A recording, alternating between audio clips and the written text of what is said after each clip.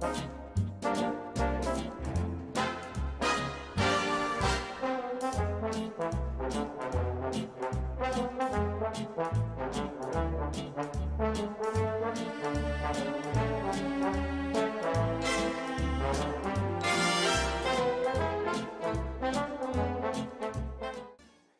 afternoon, ladies and gentlemen, and welcome to another edition of The Democratic View.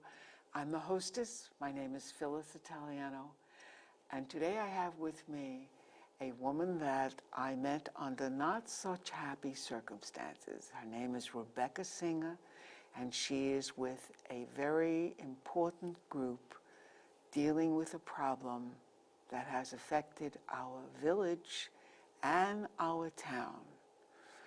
And we're going to name the group Long Island Businesses for Responsible Energy. Responsible Energy. That's a good word, Right. Responsible Energy. But first we want to find out a little bit about you, Rebecca. So tell us, where were you born and raised? I was born in New York City in the Bronx. Me too! Yes. And I grew up in a family business. And I went to high school, Bronx Science, and then which was my neighborhood high school, and then I went on to Cornell University, and briefly graduated, went to San Francisco, worked in a medical research institute, and then decided, why didn't I go back to retail, because I grew up in it, and worked for Joseph Magnin, and then came back east and started working in retail, and really was in the fashion industry my entire life. Worked for Saks, Lord & Taylor, worked for Donna Karan. Lord & Taylor? Yes, I worked for Lord & Taylor. I used to go there all the time. Bon with Taylor. I think everybody I worked for ended up eventually going out of business, but Saks is still there, Donna Karan, and then... Lord & Taylor's still in business. Yes, and too. Lord & Taylor is still in business. I worked for Abraham & Strauss, a few went out. And then I decided to go into my own business. I started my own business of organic handbags, selling original artwork on organic handbags. Really? Yes, and I actually took the original artwork of American artists and had it screened onto organic handbags. So that's my business. I'm still doing it.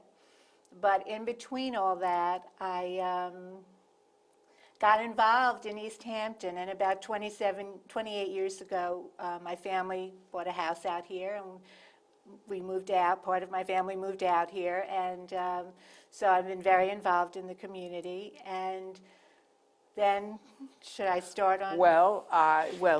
And you live in the village. I live in the village, right. That's important to know. On a major street in the village. Well, it is a major in this case. Well, I will tell you, I never knew where that street was. And when all of this began, I had to go and find that street, which was not easy. Right. Because it's really sort of on the side. And unless you're looking for it, you're going to go right by it. Right, right. I call it a movie set street because it is so beautiful. It's like you could have filmed Andy Hardy on that street. Right. It is true. so lovely. A really beautiful street.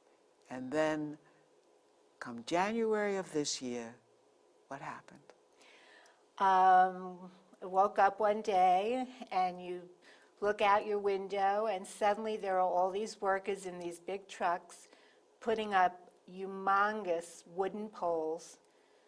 Literally in front of our house, there are 2 poles, one on each side of our house. So some houses only have one. We were blessed with 2. And they're huge. They're about a little over 60 feet tall.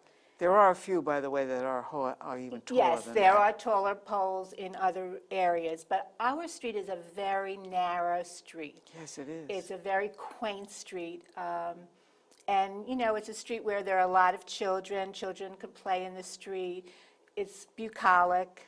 And it's not the kind of street you expect to have these huge poles on them.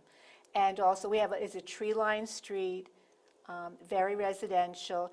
And many of the poles are actually on the same lawn that the houses are on. That's not the case in my particular situation, but if you go around McGurk Street, which is the street, there are homes that share the lawn with the poles. They have an easement, so they share it. So literally, the poles are right in front of the houses. And the immediate reaction was, my God, what if the poles fall down? Poles have been known to fall. So it was immediate fear of that. Then there was an immediate fear of electromagnetic fields. They're increasing the power in those poles. They're keeping the power we already have, but they're increasing these by almost 3 times what we already have, an additional amount. And those poles, the proximity to the bedrooms is so close. What effect will it have on the children sleeping in the houses? Everybody, but the concern is for everyone, but children are much more susceptible when they're first forming and growing. When their brains are developing. Right, to a lot of things, so that was the concern. We also, and this is a little later, we noticed pretty quickly that there was a very strong smell coming from the poles. It was really a stench. And so we tried to figure out what it was, and we met with representatives of PSEG almost immediately. It was about a week that we asked for a meeting, and they were people from PSEG New Jersey. And they told us that the smell would dissipate, it was nothing to worry about, and that the leaching that we were seeing coming off the poles into our soil would never get bigger than 5 inches. And it was a huge meeting because they thought they were meeting with 2 or 3 people from our initial group, Save East Hampton. We formed a community right away. Like everyone from McGurk Street got together and said, we have to do something about this immediately. So it ended up that a whole bunch of us, probably about 20 of us, showed up at the meeting, and they weren't expecting that. But they had about 20 people of their own also at the meeting. Men in suits, Men in that's what I suits, call them. right. So they gave us all these assurances, no more than 5 inches. I will tell you right now that at a pole right by my house, it's now 21 inches wide. And in May 15th, I measured it, it was 17 and a half inches wide. This is the thing that was never going to be bigger than 5 inches. And you can see it, and it stinks. So, Well, I will tell you that, first of all, we need to first identify that PSEG is a company, a private company, yes, based in New Jersey, and given to us at the hands of our wonderful up for re-election Governor Cuomo, Yes. who bestowed upon us these troublemaking people Yes. who have upset people in East Hampton and some other areas we know around in Long Island. Those polls, when I first heard about them, people kept saying, well, you got to go to McGurk Street, you got to go to McGurk Street. I couldn't find McGurk Street. And then when I finally found McGurk Street, I mean, I can tell you, I was devastated by these sites. I thought electromagnetic, the stuff that you're talking about, this chemical, if one of those poles falls on some of those houses, it will kill. crush that house. Right. Absolutely devastating. And they are supposed to withstand winds of 130 miles. That's correct. Well, I have been, as a Fire Islander, I have been evacuated from Fire Island many times in the 35 years, going there from 1961. And I can tell you that we used to have, going down Fifth Avenue where you board the ferries, we used to have these enormous, enormous trees. And Gloria took them all down, you know.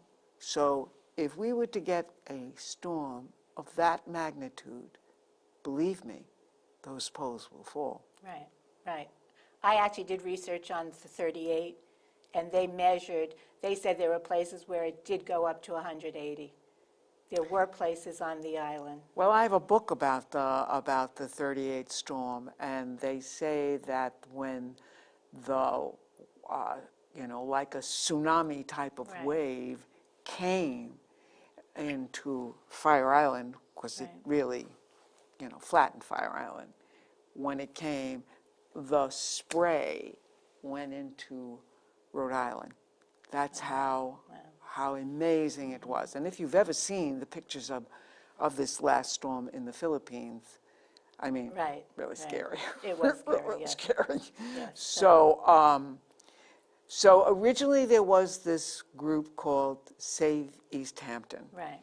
And then, which has been meeting and working. I know I have gone to almost all the meetings since I became aware.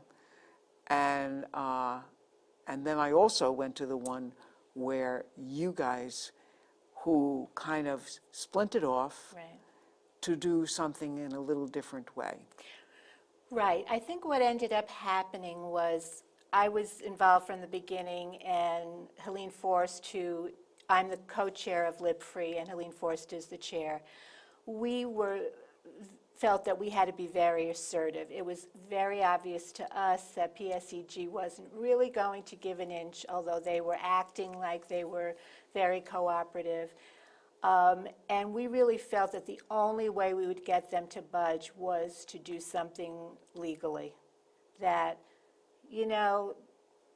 they just weren't going to give. And basically, unfortunately, I will say, we were correct. And so we felt Save East Hampton was very hesitant. It's very hard to raise the funds. There's a lot we can really understand, but I felt that I had written to everyone I could write to, and we needed to find another way. So we split off, and within a week we had hired an attorney, we had incorporated ourselves, and we had hired probably about 5 expert witnesses to test the soil, to start finding out, experts on EMFs. We really went after the scientific... EMF being? Electromagnetic fields, sorry.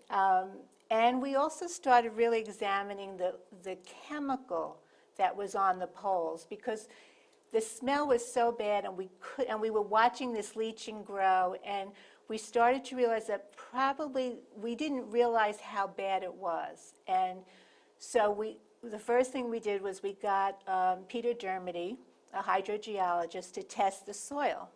And when the results came back, we found out that the pentachlorophenol in the soil measured 29,500 micrograms to the kilogram. Now, the acceptable level in New York is 800 micrograms to the kilogram. So this was over 300 times the acceptable level by the New York State Department of Environmental Conservation. So as soon as we got the results, he contacted Department of Health, the DEC. I wrote to everybody. I wrote to EPA, everybody. No response. No response. In fact, the DEC closed the investigation in a day.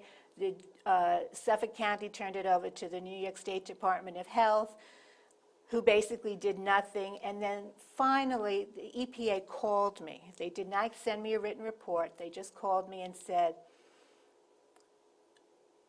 there's nothing, no, what they basically said is, we recertified pentachlorophenol in 2008, and we're going to resend you that report.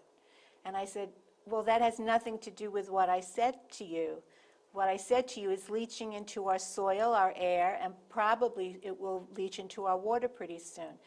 So how does that answer my question? And they said, read the report and you'll understand. We recertified it. And I'm like listening to this saying, I'm not understanding something here. And then finally it hit me and I said, you're telling me that because you recertified it, there can't be anything wrong? And they said, read the report. I said, this was on the phone with 2 people from the EPA, I said, are you telling me that if a child from one of these houses goes outside, lies down next to the poles, rolls around by the pole, touches the pole, that's not a problem? And they said, no, we're not saying that. I said, and you're telling me that if someone,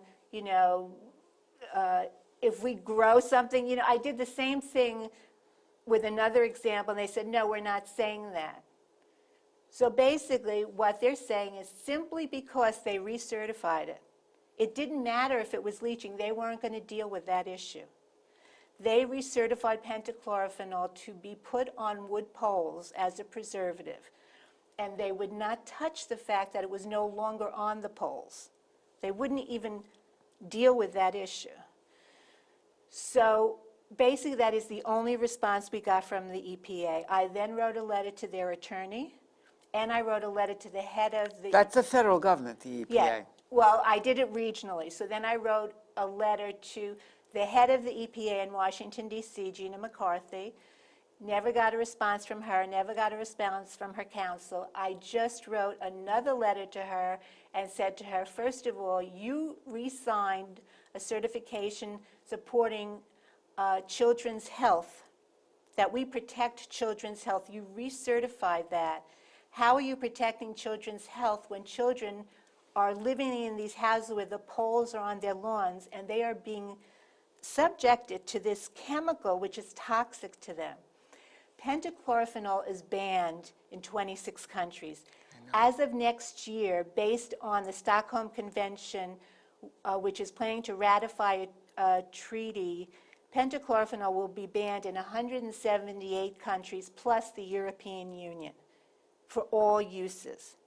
In the United States since 1987, pentachlorophenol has been banned for all public use. It is only allowed for industrial use.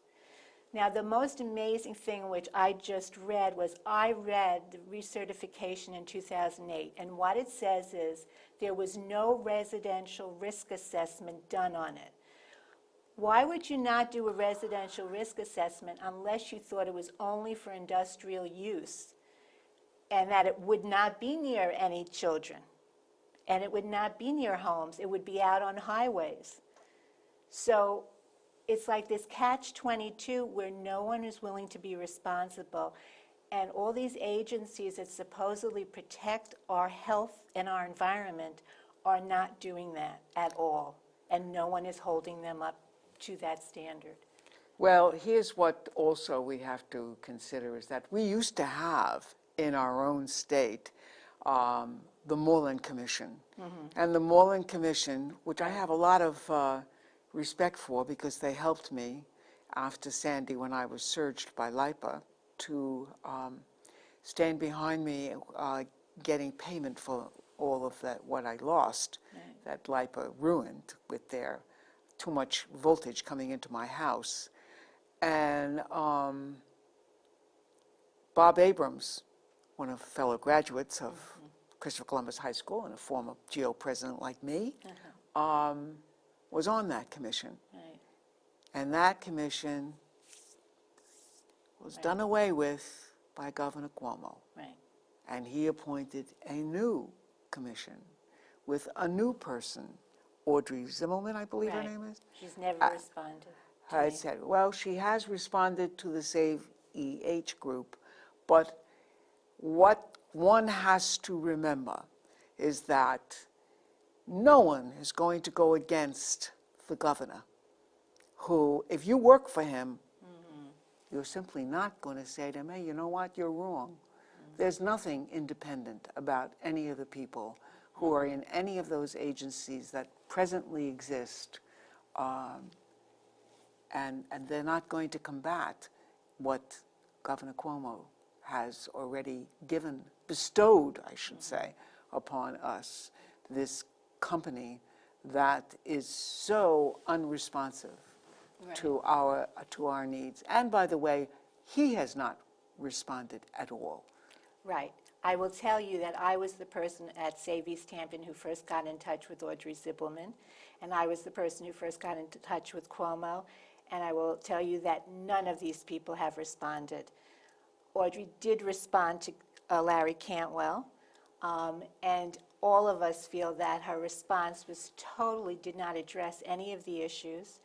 And the few people have responded, like I just did get a response from the Water Authority. They're non-responses in a certain way because they're not really dealing with the issue. All their responses in general are, to the poles, that it was recertified. Everybody's saying it's recertified. But that's not what the argument is. The argument is it's not on the poles. It's in our soil. It's in our air. That people are breathing this in. It's deadly. Inhalation is one of the most toxic things about pentachlorophenol. And we may not see it today. We may see it 20 years from now. You know, it has an incredible effect in terms of cancer, reproduction, in terms of children, the thyroid. There's so many effects of pentachlorophenol. Why would 179 countries be banning it? They must know something. And on your lawsuit, the lawyers that you have hired, one of them, Irv-like, Yes, a friend of mine, I might add. he's wonderful, yeah. Yes, who was very, very important in the fight to close the nuclear power plant at Shoreham. Right. He and his brother-in-law, Murray Barbash, who has since passed. And he is an extraordinary man. And I think that we must also tell something about the fact that the reason why the power has not been turned on Right. so far is because Larry Cantwell did put a stop work order on that particular thing in Amagansett. If you want to take a look at something that really is ugly, Right. go to the train station in Amagansett and take a look at this horror that they have put up that really it's just, I mean, it looks like a concentration camp or something. It's so horrible. I also don't know that the citizens of East Hampton realize that the same exact thing is happening in the North Shore, and that they have the same leaching, the exact same problems, they're fighting the same problem, and it's happening all over Long Island. And I don't believe that the people of East Hampton, many of them know where they get their water from. They don't know it's under their feet. They Right. don't understand that They that's don't. going down into our Right. supply. And we have pretty good water, but that's all the water we have. We don't get it from any reservoir or anything like that. Right. It's under our feet, and this stuff will eventually go down. It will eventually hit. I And mean, it will, and the big concern is the produce farms that use wells to irrigate their farms, the wells, people use their wells to drink water. That will be affected. And Suffolk County Water Authority, I might tell you, is also the same water that's in your well. It's not different water. It all comes from one place. Well, they say it's not going to be affected, and it hasn't been affected. So I'm not arguing with them at this point, because I think Well, it does take a while to get there, but give it them will 20 get years, and they can't they won't be able to filter out those ions of that particular chemical any better than anybody else can, Right. because it will be infused in the water system. And the difficulty. So what we are really talking about, and our goal is for them to bury the lines. Pull the poles out, remove all the soil. It should be done by professional hazmat teams, not arbitrary people who don't know how to deal with hazardous waste. Nobody should be touching it. We want all the poles signed hazardous, dangerous. I have asked the town and the village to use their police powers. They don't feel that they have police powers. I think they do have police powers to protect the health and safety of the residents of this town. And I know that Irving feels the same way, our attorney. But they are more hesitant. Oh, I didn't know that. I didn't know you had done that. Wow. That would be wonderful. And I've also asked North Shore to do the same thing. Police powers protect the safety and the health of the residents of a town. And the other thing is also is that they have such an arbitrary route with these lines and poles, so much larger than Right. what it should have been. Right. And if you bury it, you can go from 114, and it would, where they are already, the lines are buried. Right. And it's not so difficult. But Right. this company is so strange and such an unknowing of our area that when we had the first big meeting, they said, well, if we bury the lines, it'll be difficult. After all, we could hit some sewers. And we all said in the audience, what sewers? Right. There are none here.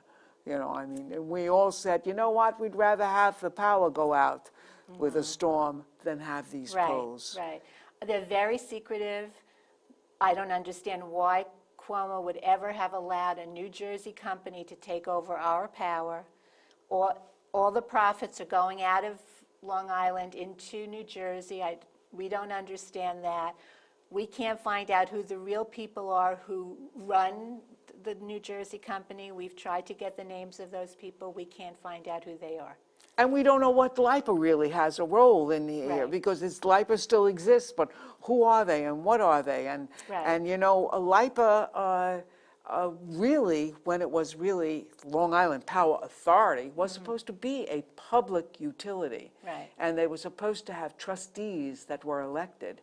And it was his father, Mario, who I always adored, who really did not allow that. He wanted to appoint the trustees, and that was a mistake. That That's was a definitely big a mistake. And if I ever see him, I'm going to tell him. I don't know if you know, I took a jar of the Penta to the LIPA board meeting. And I asked them to smell it, and they refused. And I said, well, you have a choice, but the people living along the route don't. And they were very upset with me, and they changed the rules of people making appearances after my meeting there. But they refused to smell it. I mean, if they think it's dangerous, they don't want to smell it, I can understand that, but then why should we have to live with it? So here's the thing, ladies and gentlemen. You need to go down to McGurk Street. You need to take a look at what this company has done and why all the power lines in the United States, which is the only developed country that still has all that overhead stuff, why we haven't done that now. We need to get with the times. Our lines Right. need to be buried. We need to get rid of these poles and rid of that horrible stuff, which I know, I've smelt it, and it Right. is awful. And we're also not asking for the ratepayers to pay. We think the LIPA, PSEG, the board should be paying for it. Thank you for coming. My Okay, God, we thank could have you. gone on for Yes, another we half could. hour. It's a-